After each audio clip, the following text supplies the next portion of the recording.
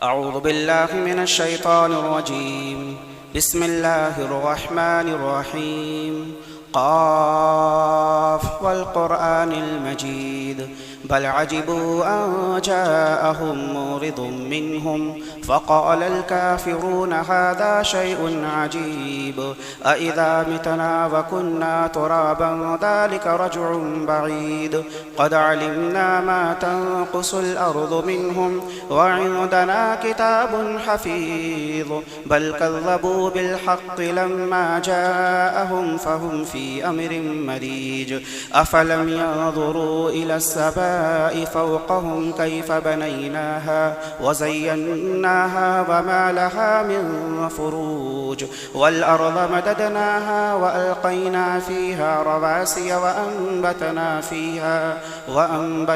فيها من كل زوج بهيج تبصرة وذكرى لكل عبد منيب ونزلنا من السماء ماء مباركا فأنبتنا به جنات وحب الحصيد والنخل باسقات لها طلع نضيد رزقا للعباد فأحيينا به بلدة ميتا كذلك الخروج كذبت قبلهم قوم نوح وأصحاب الرس وثمود وعاد وفرعون وإخوان لوط وأصحاب الأيكة وقوم تبع كل كذب الرسل فحق وعيد أفعينا بالخلق الأول بل هم في لبس من خلق جديد.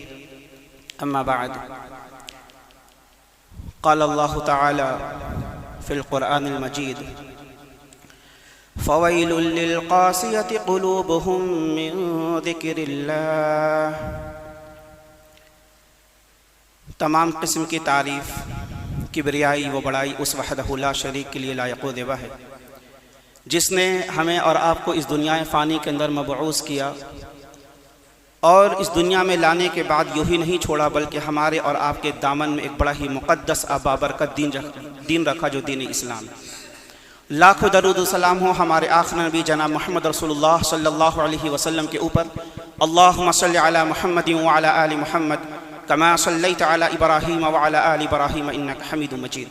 اللهم بارك على محمد وعلى آل محمد كما باركت على إبراهيم وعلى آل إبراهيم إنك حميد مجيد. حاضرین جمعہ، بزرگوں، ساتھیوں اور پردہ نشین ماں اور بہنوں،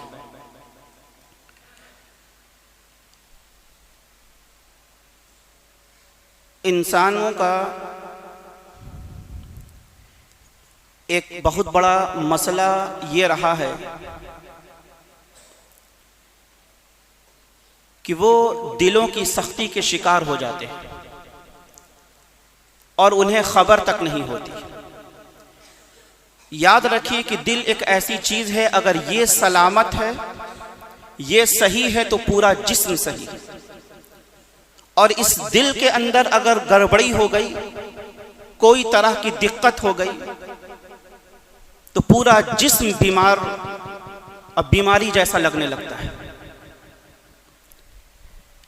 اسلام کے اندر اور قرآن کے اندر اس دل کی بڑی اہمیت بتائی گئی.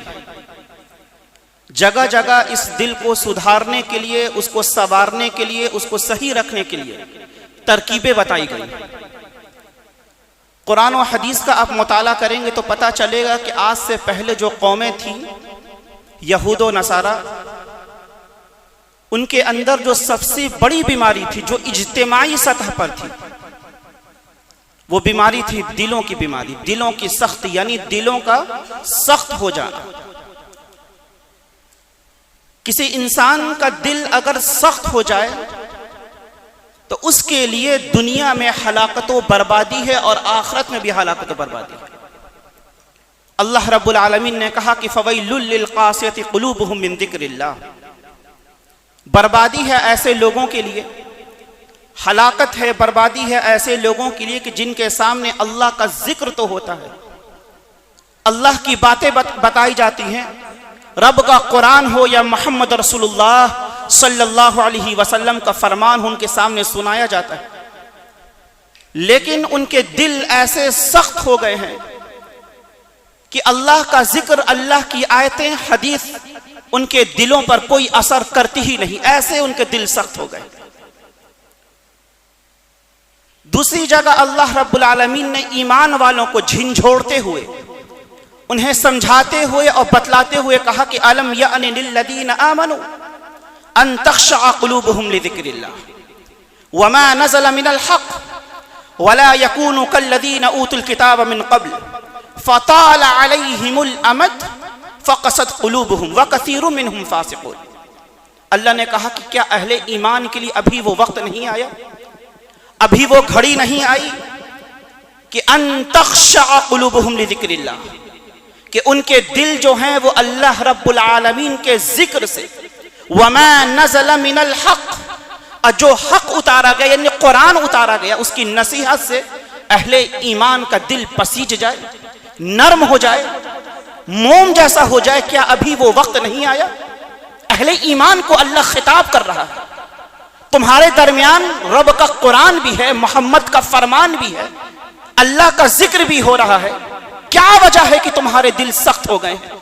کیا وجہ ہے کہ مسجدوں سے تعلق کمزور ہو گیا؟ کیا وجہ ہے کہ تم دنیا دار ہو گئے؟ کیا تمہارے لیے ابھی وہ وقت نہیں آیا کہ تمہارے دل پسیج جائیں اللہ کے ذکر سے اور قرآن کریم سے؟ پھر اللہ نے کہا کہ دیکھو وَلَا يَكُونُوا كَالَّذِينَ أُوتُوا الْكِتَابَ مِنْ قَبْلِ فَطَالَ عَلَيْهِمُ الْأَمَدُ۔ اللہ نے کہا مومنوں کو کہا دیکھو تم ان اہل کتاب کی طرح، یہود و نصارہ کی طرح نہ ہو جانا جن کے اوپر قرآن نازل کی گئی، کتاب نازل کی گئی۔ فَطَالَ عَلَيْهِمُ الْأَمَدُ، صرف قرآن نازل نہیں کی گئی بلکہ قرآن نازل ہونے کے بعد اس کے بعد ایک لمبا عرصہ گزر گیا، لمبا وقت گزر گیا۔ قرآن نازل ہوا، اسے پکڑنا چاہیے، اس کے حساب سے زندگی گزارنی چاہیے، دنوں رات اس کے حساب سے گزارنی چاہیے، تعلقات سے، معاملات سے، بزنس سے، اپنے مقصد زندگی کو اس کے حساب سے ڈھالنا چاہیے۔ اللہ نے کہا کہ ان کے اوپر، یہود کے اوپر بھی نازل کی گئی، انہوں نے اس کتاب سے سمجھا نہیں، فطال علیہم الامد، اور ایک لمبا وقت گزر گیا جس کے نتیجے میں کیا ہوا؟ جس کے نتیجے میں یہ ہوا کہ فقست قلوبہم، ان کے دل سخت ہو گئے۔ کیوں سخت ہو گئے؟ کیونکہ انہوں نے اللہ کی قرآن سے نصیحت نہیں پکڑی، اللہ کے قرآن سے جس طرح سے زندگی گزارنی چاہیے تھی، قرآن کو فالو کرنا چاہیے تھا، انہوں نے قرآن کی فرما برداری نہیں کی، قرآن کی بات کو سنا نہیں، اس کے فرمان کو ایک کان سے سن کر دوسرے کان سے نکال دیا۔ تو یہاں پر اللہ رب العالمین ایک مسئلہ بیان کر رہا ہے، دلوں کی سختی کی ایک وجہ بیان کر رہا ہے۔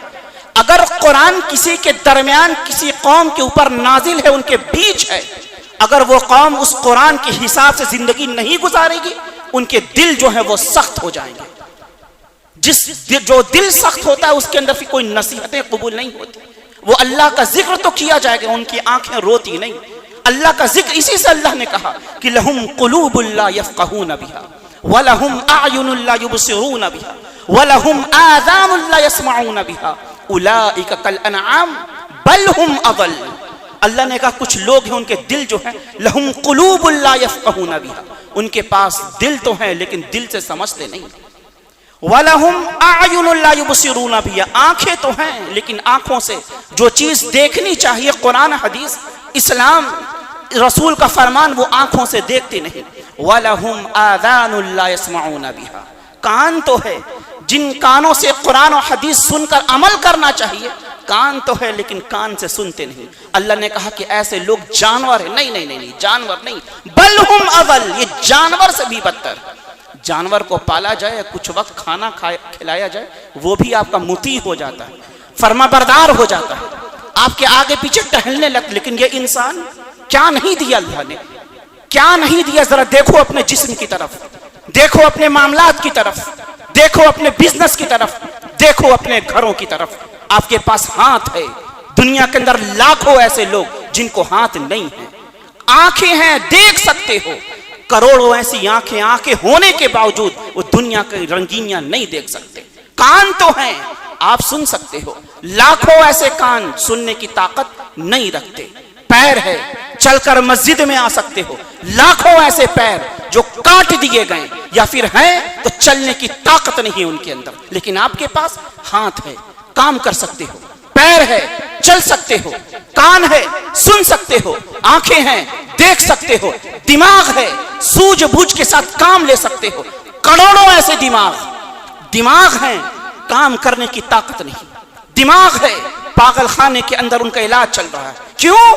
کیونکہ وہ آپ کے پاس جو نیکیاں ہیں، نعمت ہے، وہ نعمت سے وہ محروم، لیکن آپ کے پاس سب کچھ۔ اسی سے اللہ نے کہا دل ہے سمجھتے نہیں قرآن کی بات، آنکھیں ہیں دیکھتے نہیں قرآن کی بات، کان ہیں سنتے نہیں قرآن کی بات۔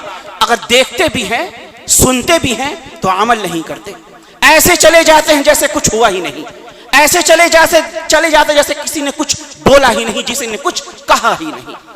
یہ دلوں کی سختی قرآن کے اندر ذکر کی گئی۔ اچھا، اس کا اسباب کیا ہے، سبب وجہ کیا ہے، آخر کن وجہ سے دل سخت ہو جاتے، یہ جاننا آج کے نوجوانوں کو بہت زیادہ ضروری کہ ہم اس وجہ کو جان جائے۔ جو بیماری ہے، اگر ڈاکٹر دل کی بیماری کوئی سمٹم بتا دے، اس سمٹم کو پکڑ کر علاج کیا جائے تو وہ بیماری دور ہو جاتی ہے۔ تو پہلے ہم وجہ بتاتے ہیں کہ وہ وجہ کیا ہے، بیماری کی وجہ کیا ہے، اس وجہ کو ہم پکڑیں گے، پھر آخر میں ہم اس بیماری کا علاج بتائیں گے قرآن حدیث کے حساب سے، تاکہ ہم اس بیماری کو پکڑنے کے بعد ہم اس کا علاج کر سکیں اور ہمارا دل جو ہے وہ نرم ہو جائے، قرآن و حدیث کی بات اس دل کے اندر آنے لگے۔ سب سے پہلی وجہ یہ ہے کہ انسان دنیا میں آیا ہے نا، اپنے مقصد حیات کو سمجھے، زندگی کا مقصد کیا ہے، اس مقصد کو پہلے انسان سمجھے۔ اسلاف کہا کرتے ہیں کم خرجوا من الناس من الدنیا وما ذاقوا علی ما فیہا۔ اسلاف کہا کرتے تھے کتنے ہی لوگ اس دنیا میں آئے اور چلے گئے، لیکن انہوں نے حقیقی زندگی کا مزہ چکھا ہی نہیں۔ اور زندگی کا مزہ کیا ہے، لذت کیا ہے زندگی کا، وہ ہے عبادت۔ دنیا میں آئے کس لیے ہو، کھانے کے لیے، دنیا کی رنگینیوں کو ہم مزہ لینے آئے ہیں، بزنس اور شہرت اور عزت حاصل کرنے آئے ہیں؟ نہیں میرے دوست، یہ تو انسان کی ضرورت ہے جو ہم پورا کر رہے ہیں۔ مقصد حیات ہے عبادت، اس عبادت کو ہم کو پکڑ کے رکھنا، آخری دم تک، آخری سانس بھی چلے تب بھی دل میں ہو کہ اس سانس کے بعد دوسری سانس اللہ عطا کرے تو ہم عبادت ہی کریں گے۔ مقصد حیات پر آپ کے مکمل طور سے نظر ہونا چاہیے۔ اللہ رب العالمین نے قرآن کریم کے اندر 2-3 طرح کے لوگوں کا بیان کیا۔ ایک وہ لوگ جو دنیا میں آنے کے بعد اپنے مقصد کو انہوں نے سمجھا، اور دوسرے وہ لوگ جو دنیا میں آنے کے بعد اپنے مقصد کو انہوں نے سمجھا نہیں۔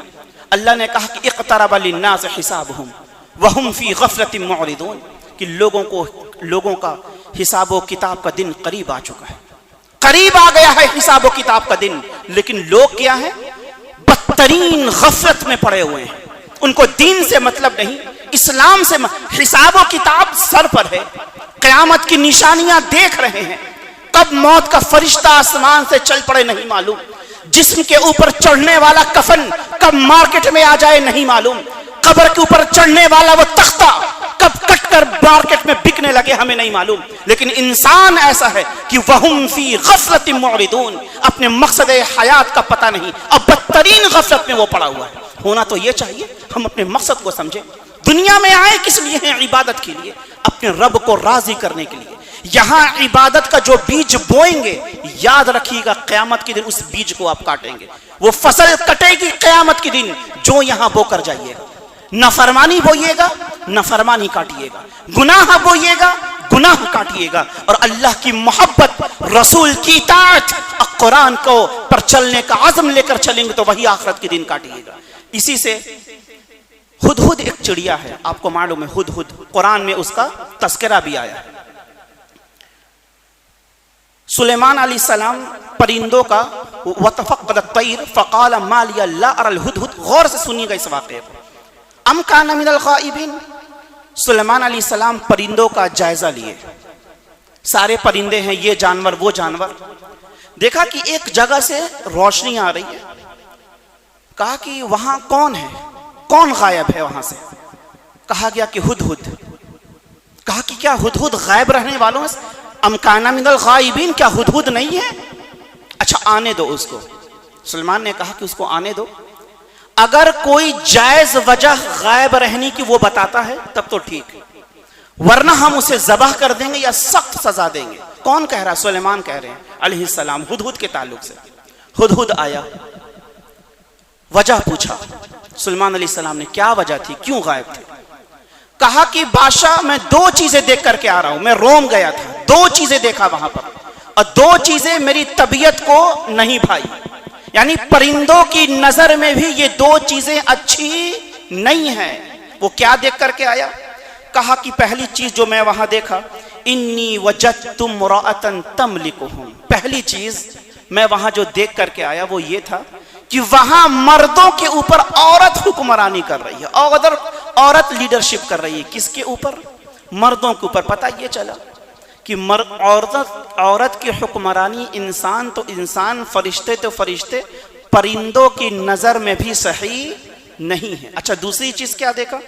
دوسری چیز دیکھا کہ وجدتها وقومها يسجدون للشمس من دون اللہ وزین لهم الشیطان اعمالهم۔ دوسری چیز کیا دیکھا؟ دوسری چیز دیکھا کہ وہاں کے لوگ جو ہیں وہ اللہ کے علاوہ سورج کو سجدہ کرتے ہیں، یعنی اپنے مقصد سے پھرے ہوئے لوگ، مقصد سے بھٹکے ہوئے لوگ، مقصد کو نہ پہچاننے والے لوگ۔ دو چیزیں میں دیکھ کر کے آ رہی ہوں، مجھے پسند نہیں آیا، عورت کی حکمرانی اور وہ لوگ جو مقصد سے پھر گئے ہیں۔ پتہ کیا چلا؟ پتہ یہ چلا کہ جو لوگ اس دنیا میں آنے کے بعد صرف اپنے کام کو سامنے رکھتے ہیں، جن کو دنیا چاہیے ہوتی ہے، شہرت عزت چاہیے ہوتی ہے، ایسا انسان اللہ تو اللہ، پرندوں کی نظر میں بھی ایسا انسان صحیح نہیں ہے۔ دو چیزیں دیکھ کر آیا، دونوں اس کے خلاف تھی۔ تو مقصد حیات پر ہماری نظر ہونی چاہیے، مقصد حیات۔ علامہ ابن قیم رحمہ اللہ علیہ بہت ہی زبردست بات کہتے ہیں کہ یا مخنث العزم این انت الطریق طریق تعب فیہ آدم وناح لأجلہ روح ورمی فی النار الخلیل واضجع للذبح اسماعیل وبیع یوسف بثمن بخس ونشر بالمنشار زکریہ وذبح السعید الحضور یحییٰ وقاس الزر ایوب وعالج الفقر وانواع العذى محمد صلی اللہ علیہ وسلم این تدھا انت باللہو واللعب۔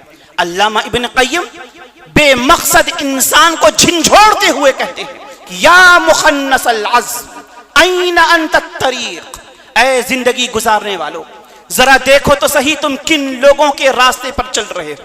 یہ ان لوگوں کا راستہ ہے جن راستے پر تم چل رہے ہو، یہ ان لوگوں کا راستہ ہے جس راستے پر چلتے ہوئے آدم علیہ السلام کو تھکنا پڑا، یہ ان لوگوں کا راستہ ہے جس راستے پر چلتے ہوئے نوح علیہ السلام کو رونا پڑا، یہ ان لوگوں کا راستہ ہے جس راستے پر چلتے ہوئے ابراہیم علیہ السلام کو آگ میں کودنا پڑا ہے، یہ ان لوگوں کا راستہ ہے جن راستے پر چلتے ہوئے اسماعیل علیہ السلام کو ذبح ہونے کے لیے لیٹنا پڑا، یہ ان لوگوں کا راستہ ہے جس راستے پر چلتے ہوئے یوسف علیہ السلام کو بازار مصر میں چند درہموں میں بکنا پڑا ہے، یہ ان لوگوں کا راستہ ہے جس راستے پر چلتے ہوئے زکریا علیہ السلام کو چیر دیا گیا، یہ ان لوگوں کا راستہ ہے جس راستے پر چلتے ہوئے یحییٰ علیہ السلام کو ذبح کر دیا گیا، یہ ان لوگوں کا راستہ ہے جس راستے پر چلتے ہوئے ایوب علیہ السلام کو بڑی ہی تکلیف برداشت کرنی پڑی ہے۔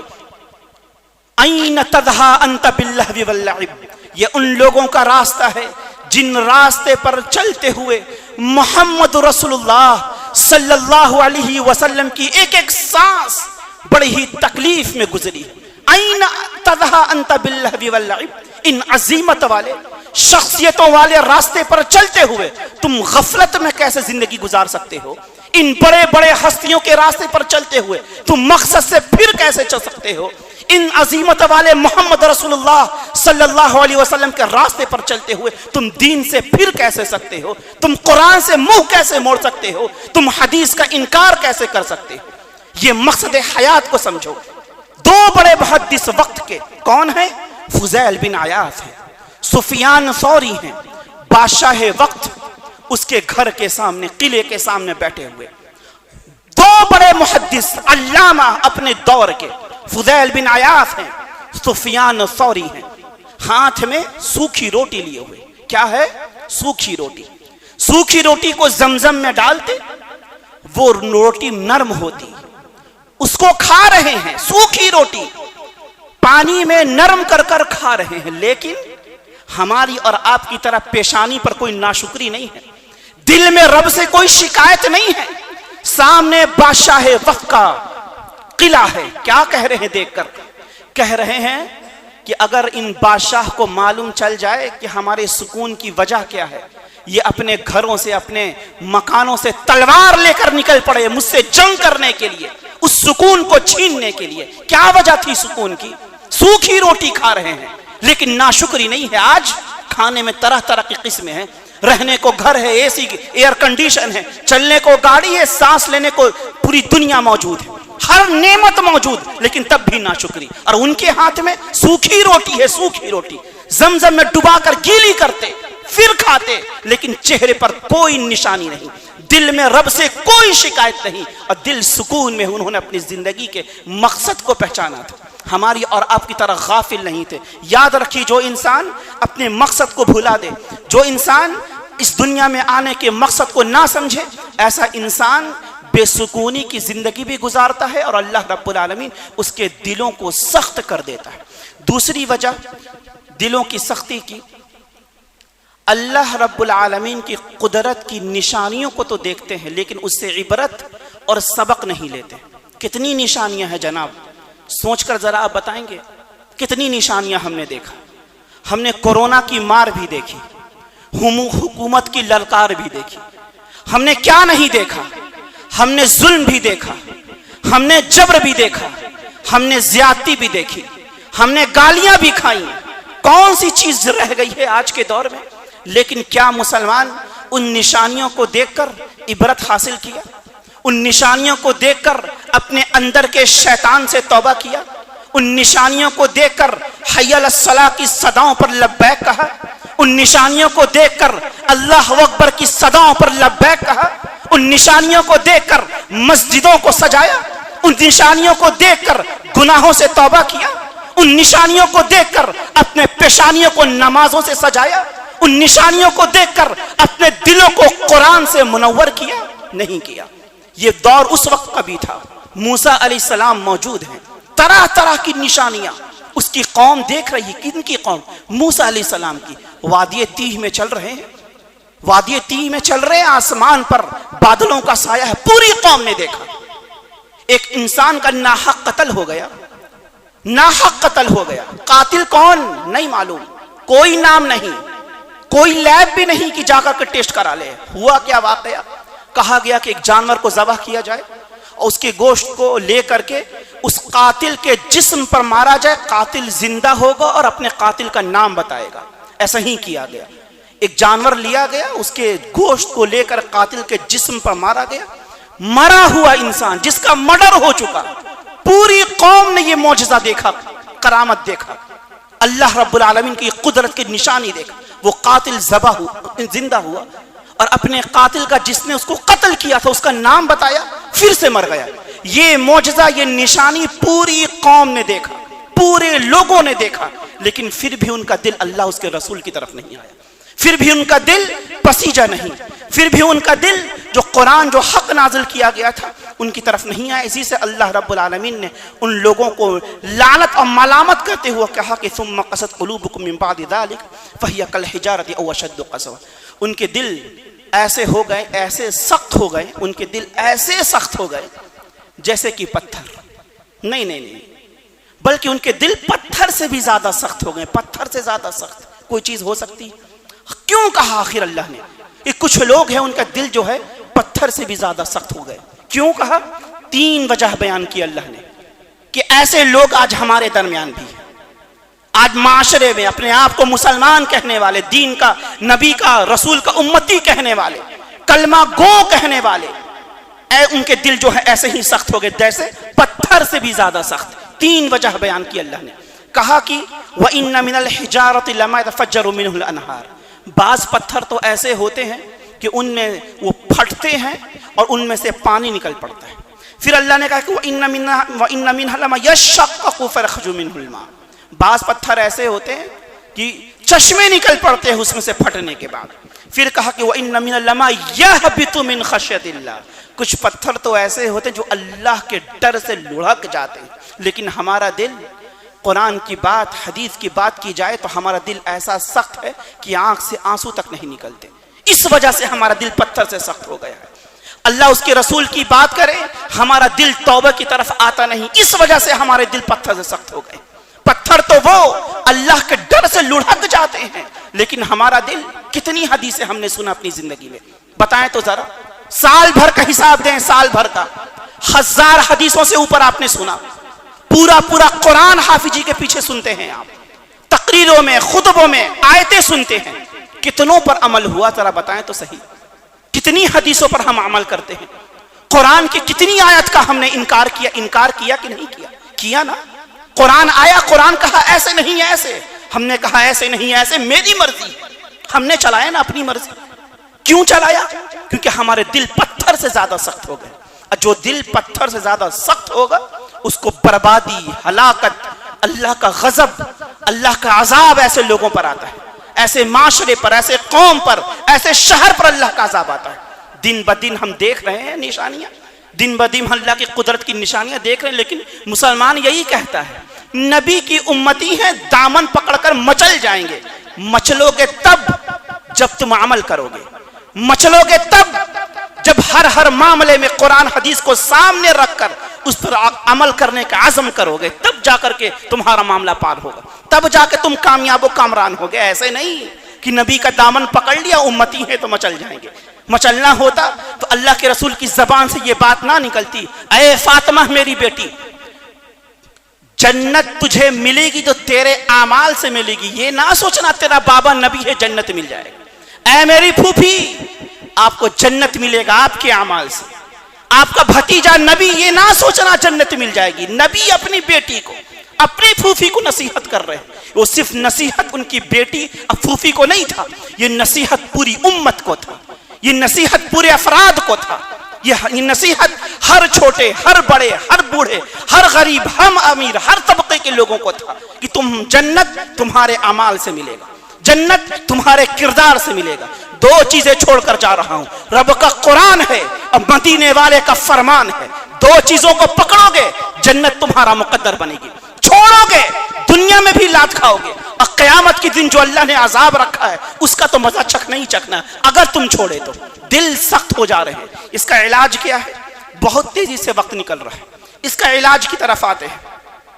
اچھا ایک اور سبب بیان کر دوں، ایک اور سبب، آخری سبب، اللہ سے کیے ہوئے وعدے تو کرنا لیکن وعدے کو بھلا دینا۔ وعدے ہم خوب کرتے ہیں، اللہ جب غریبی آتی ہے، جب کاروبار پر جب مار پڑتی ہے، کاروبار نیچے جاتا ہے، ہم خوب وعدے کرتے ہیں، اللہ ہم کو کاروبار میں برکت دے دے، ہم یہ کام کریں گے، ہم وہ کام کریں گے، ہم فلاں کام کریں گے، ہم خوب نیکیاں کریں گے، اللہ معاملات سدھار دے۔ عورتیں اور بہنیں بھی دعائیں کرتی ہیں، لمبی لمبی دعائیں، اور جب وہ چیز اللہ عطا کر دیتا ہے، اللہ دے دیتا ہے، تو اپنے وعدے سے پھر جاتے ہیں۔ اللہ کے دین پر چلنے کا جو وعدہ تھا وہ پھر جاتے ہیں۔ کاروبار کو اونچا لے جانے کا جو وعدہ تھا کہ اللہ تو اونچا لے جائے، خوب ہم کو سکسسفل کر دے، سیڑھی پر بیٹھا دے سکسسفل کے، ہم یہ کام کریں گے۔ جب اللہ کامیاب کر دیا اپنے وعدے سے پھر گیا، اللہ نے کہا فَبِمَا نَقْضِهِمْ مِيثَاقَهُمْ لَعَنَّاهُمْ وَجَعَلْنَا قُلُوبَهُمْ قَاسِيَةً يُحَرِّفُونَ الْكَلِمَ عَن مَّوَاضِعِهِ وَنَسُوا حَظًّا مِّمَّا ذُكِّرُوا بِهِ۔ اللہ نے کہا کہ وہ لوگ جنہوں نے اللہ سے وعدہ تو کیا تھا لیکن اپنے وعدے کو پورا نہیں کیا، ہم ایسے لوگوں کے اوپر اپنی لعنت نازل کریں گے اور ان کے دل کو سخت کر دیں گے۔ ایک لفظ ہے لعنت، کئی بار آپ نے سنا ہوگا، اس کا معنی معلوم ہے آپ کو؟ لعنت اگر کوئی، یہ حدیثوں میں اللہ کے رسول کے تعلق سے کئی بار آیا، اللہ کے رسول نے فلاں پر لعنت کی، فلاں انسان پر لعنت ہو، فلاں عورت اور مرد پر لعنت ہو۔ لعنت کیا ہے جانتے ہیں؟ علماء کہتے ہیں کہ لعنت کا مطلب ہے کہ اللہ آپ کو اپنی رحمت سے دور کرے، اللہ کی رحمت آپ کو نصیب نہ ہو، یہ ہے لعنت کا مطلب۔ اور اللہ کی رحمت کیا ہے؟ امام بخاری اپنی بخاری کے اندر ذکر کرتے ہیں، حدیث پڑھنے کا وقت نہیں ہے، وقت ہو رہا ہے۔ امام بخاری اپنی حدیث کے اندر ذکر کرتے ہیں کہ رحمت یہ ہے کہ کوئی بھی انسان جنت میں بغیر اللہ کی رحمت کے داخل نہیں ہو سکتا۔ تو اگر لعنت کسی پر اللہ نے کر دیا، اللہ کے رسول نے کر دیا کہ فلاں مرد پر فلاں عورت پر اللہ کی لعنت ہو، اس کا مطلب وہ اللہ کی رحمت سے دور ہو، اور اللہ کی رحمت سے دوری مطلب جنت سے دوری۔ یہ اتنا مفہوم ہے لعنت کا۔ تو اللہ کہہ رہا ہے کہ وہ لوگ جو اللہ سے وعدے تو کیے تھے لیکن اپنے وعدے کو انہوں نے پورا نہیں کیا، ہم ان کے اوپر لعنت بھی نازل کریں گے، وَقَسَتْ قُلُوبُهُمْ، اور ان کے دل کو ہم سخت بھی کر دیں گے۔ کیوں سخت کر دیں گے؟ انہوں نے دو کام کیے۔ کیا کیا؟ يُحَرِّفُونَ الْكَلِمَ عَن مَّوَاضِعِهِ وَنَسُوا حَظًّا مِّمَّا ذُكِّرُوا بِهِ۔ انہوں نے دو کام کیے جن کی وجہ سے ہم ان کے دل کو سخت بھی کریں گے اور ان کے اوپر لعنت بھی نازل کریں گے۔ ایک تو چیز انہوں نے یہ کیا کہ یحرفون الکلم، انہوں نے اللہ رب العالمین کے کلمے کو، کلام کو بدل ڈالا ہے۔ اور دوسری چیز کیا ہے؟ وَنَسُوا حَظًّا مِّمَّا ذُكِّرُوا بِهِ۔ تمام لوگ آ گئے اس کے اندر، ہم تمام لوگ اس کے اندر آ گئے، کیا مرد، کیا عورت، کیا بچی، کیا بچہ، کیا جوان، کیا بوڑھا، کیا امیر، کیا غریب، کیا شیخ، کیا پٹھان، سب اس کے اندر شامل۔ وَنَسُوا حَظًّا مِّمَّا ذُكِّرُوا بِهِ۔ دلوں کی سختی کی سب سے بڑی وجہ کہ انہوں نے اللہ رب العالمین کے ذکر کو، نصیحت کے ایک بڑے حصے کو انہوں نے بھلا دیا۔ رسول کی بات کی گئی، قرآن کی بات کی گئی، شریعت کی بات کی گئی، اطاعت کی بات کی گئی، سنے تو ضرور لیکن بھلا دیا انہوں نے۔ کرنا کیا چاہیے نہیں معلوم، جب تک مجلس میں ہے اللہ اللہ، محمد محمد، مجلس سے نکلے اپنی ہی دنیا دنیا دنیا۔ اللہ نے کہا کہ وَنَسُوا حَظًّا مِّمَّا ذُكِّرُوا بِهِ۔ جو لوگ اللہ کے کلام کو بدل ڈالتے ہیں اور نصیحت کے ایک حصے کو، ایک پارٹ کو وہ بھلا ڈالتے ہیں، ہم ایسے لوگوں کے دلوں کو سخت کر دیتے ہیں۔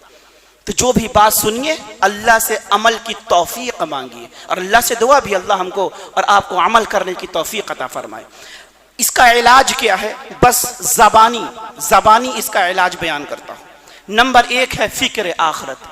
میرے دوستو یاد رکھیے، جو انسان اپنے آخرت کی فکر کرے گا دنیا اس کے آگے کچھ بھی نہیں، کچھ بھی نہیں۔ کچھ بھی کریے یاد رکھیے ایک دن ہوگا ہم کو اللہ کے سامنے کھڑا ہونا، ایک دن ہوگا ہم کو ایک ایک چیز کا حساب دینا۔ غلط کیے ہو غلط کا حساب، صحیح کیے ہو صحیح کا حساب، گالی دیے ہو گالی کا حساب، برا کیے ہو برے کا حساب، حلال کھائے ہو اس کا بھی حساب، حرام کھائے ہو اس کا بھی حساب۔ فکر آخرت، کوئی آپ کا ساتھ نہیں دینے والا، آپ کا دادا، آپ کے باپ، آپ کے بھائی، آپ کی امی، آپ کے والد، آپ کے موسا، کوئی ساتھ نہیں دے گا، سب کو اپنی پڑی ہوگی۔ آپ ہوں گے، آپ کا اعمال ہوگا، آپ کا کردار ہوگا، اور آپ کا رب آپ کے سامنے کھڑا ہوگا۔ ایک ایک چیز کا حساب ہوگا، اللہ کی قسم آپ کو حساب دینا ہے، اور سب انسان کو مر کر کے جانا ہے۔ تو فکر آخرت، جس انسان کے دل میں فکر آخرت ہوگا اپنی زندگی کو قرآن کے حساب سے گزارے گا اور اس کا دل نرم ہوتا جائے گا۔ دوسری چیز ہے کثرت ذکر، چلتے پھرتے اٹھتے بیٹھتے اللہ کا ذکر کرتے رہے، اللہ کی حمد بیان کرتے رہے، سبحان اللہ و بحمدہ سبحان اللہ العظیم۔ یہی نہیں یاد تو اللہ اکبر اللہ اکبر، سبحان اللہ، اٹھتے بیٹھتے، چاہے وہ میری ماں ہے، بہن ہو، بھائی ہو، بیٹے ہو، جو بھی ہو، ہر انسان اٹھتے بیٹھتے۔ گانا نہیں۔ آج کا معاملہ کیا ہے؟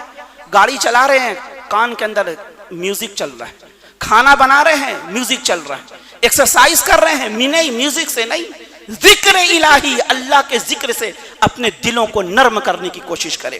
اس کے بعد نصیحت کی مجلس میں، جہاں جلسے ہو جلوس ہو، وہاں جا کر بیٹھا کرے، نصیحت سنا کر۔ یہ نہ سوچئے ارے کون ہے، کیسے تقریر ہوگی، ارے کیا جائیں گے، چلو یوٹیوب پر سن لیں گے۔ نہیں، اس مجلس میں بیٹھنے سے جو نصیحت، جتنا دل نرم ہوگا، موبائل پر سن کر آپ کا دل اتنا نرم نہیں ہو سکتا۔ تو مجلس میں بیٹھیے، نصیحت کے تقریروں کے جلسوں میں جائیے، اس سے آپ کا بھی دل نرم ہوگا۔ اسی طریقے سے دعا کا سہارا لیجیے، یا مقلب القلوب ثبت قلبی علی دینک، دعا کا سہارا لیجیے، اپنے ہاتھ کو اٹھائیے اور کہیے کہ اللہ ہمارے دل کو سخت نرم کر دے۔ اسلاف کہا کرتے ہیں کہ قرآن پڑھا کرو تو رویا کرو، اگر رونا بھی نہ آئے تو رونے کی کیفیت پیدا کرو، رونے کی کیفیت پیدا کرو۔ اگر رونا بھی نہ آئے اور رونے کی کیفیت بھی نہ پیدا کر سکو تو اللہ کے آگے ہاتھ اٹھا کر نیا دل مانگو، کیونکہ تمہارے پاس دل نہیں ہے، دل سخت ہو گئے ہیں۔ قرآن سن کر کے رونا نہ آئے، قرآن پڑھ کر رونا نہ آئے، مجبور بے کس انسان کو دیکھ کر ترس نہ آئے، بیوہ کے حالات کے سامنے سے گزر جائیں، آپ کو کوئی طرح کی فکر نہ ہو، نماز پڑھ رہے ہو لیکن لذت نہیں، عبادت کر رہے ہیں لیکن مزہ نہیں، یہ سمٹم ہے وہ جس سے پتا چلتا ہے کہ آپ کا دل سخت ہو گیا۔ گناہ کر کر کے آپ کو شرم نہیں آ رہی، گناہ کر کر کے ہم بے شرم ہو گئے، تو سمجھ جانا چاہیے ہمارا دل سخت ہو گیا ہے۔ ایسے حالت میں ہاتھ اٹھا کر اپنے رب کائنات سے نیا دل مانگو، کیونکہ ہمارے پاس دل نہیں ہے۔ آخری جو چیز ہے وہ ہے قبرستان کی زیارت۔ قبرستان جایا کرے، جتنی بھی دولت، شہرت، عزت آپ سب بھول جائیں گے، آپ کو بس اتنا سوچنا ہے یہاں آنا ہے ہم کو۔ جتنی بھی کہیں دیکھا ہے آپ نے، کوئی مرا ہو تو اس کی قبر میں اے سی بھی گئی ہو، کوئی مرا ہو اس کی قبر میں BMW گئی ہو، کوئی مرا ہو اس کی قبر میں شہرت گئی ہو، کوئی مرا ہو اس کی قبر میں تجوری گئی ہو، کوئی مرا ہو اس کی قبر کے اندر اس کے بیٹے، اس کی بیویاں گئی ہو، میرا باپ ہے، میرا شوہر ہے۔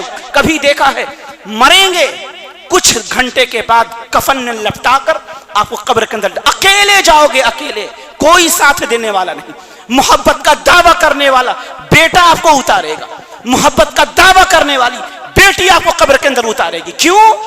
کیونکہ یہ دنیا کو چھوڑ کر جانا ہے۔ اللہ رب العالمین سے دعا ہے کہ اللہ رب العالمین ہم کو اور آپ کو کہنے سننے سے زیادہ عمل کی توفیق عطا فرمائے۔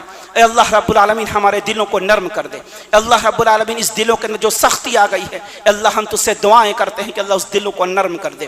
اے اللہ جو بھی ہم بات سن رہے ہیں، اے اللہ سننے سے زیادہ، بولنے سے زیادہ عمل کی توفیق عطا فرمائے۔ اے اللہ جب آخری وقت ہو تو مجھ سے راضی رہ، میں تجھ سے راضی رہوں۔ اے اللہ یہاں سننے والے تمام لوگوں کو جنت الفردوس، جب اس دنیا سے ہم جب جائیں تو راضی رہ، اور راضی ہونے کے بعد اللہ تو ہم تمام لوگوں کو جنت الفردوس میں جگہ عطا فرما۔ آمین۔ وآخر دعوانا ان الحمد للہ رب العالمین۔ الحمد لله نحمده ونستعينه ونستغفره ونؤمن به ونتوكل عليه ونعوذ بالله من شرور أنفسنا ومن سيئات أعمالنا، من يهده الله فلا مضل له ومن يضلل فلا هادي له، ونشهد أن لا إله إلا الله وحده لا شريك له، وأشهد أن محمدا عبده ورسوله، أما بعد فإن خير الحديث كتاب الله وخير الهدي هدي محمد صلى الله عليه وسلم، إنه هو السميع العليم، إنه تعالى جواب كريم لك رؤوف رحيم۔